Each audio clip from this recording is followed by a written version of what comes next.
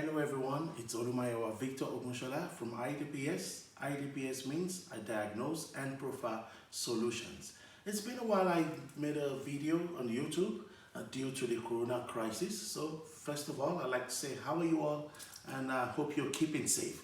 I've got something very interesting for everyone today, whether you're a business management student or you're studying economics or you're an entrepreneur or you're already working in any industry.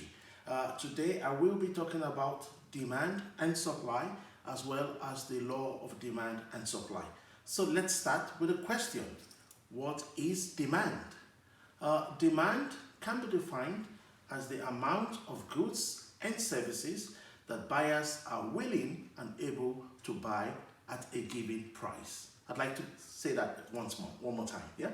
Demand can be defined as the amount of goods or services that buyers are willing and able to purchase at a given price. Yeah? That's the definition of demand.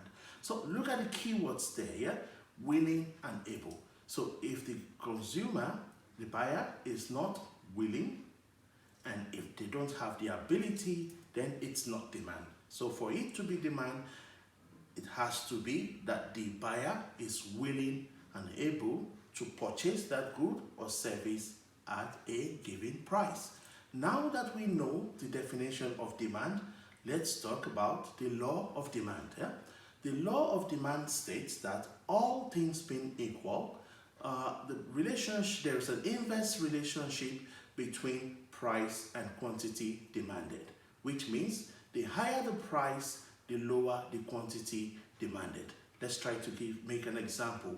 Let's talk about ice creams. Yeah? It's summertime. So let's say that an ice cream would cost €2, original price of the ice cream, and the quantity demanded for this ice cream when it cost €2 was 10. Yeah, so the demand for ice cream was 10. If the ice cream price would increase from €2 to €4, the law of demand states that the quantity demanded will decrease from 10 and go below 10, and that's demand defined, and that's the law of demand. Let's talk about supply. Yeah?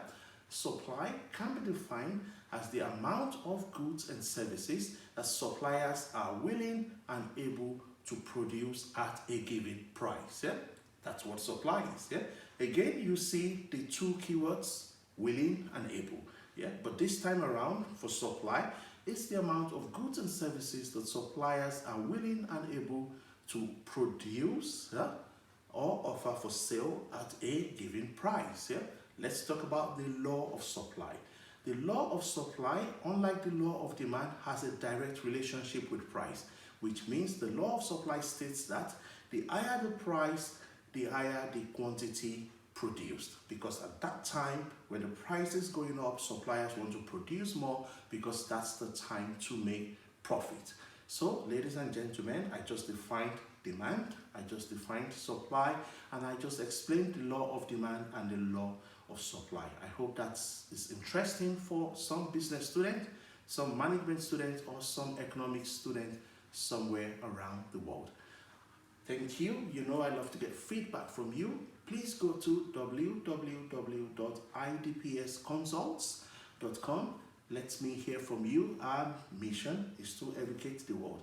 As you know, I will not go until I talk about my passion. And my passion is that Africa must be united and Africa must develop. Therefore, I say, are you an African anywhere in the world? Keep doing everything to work towards African unity, and keep doing everything to make sure Africa must develop.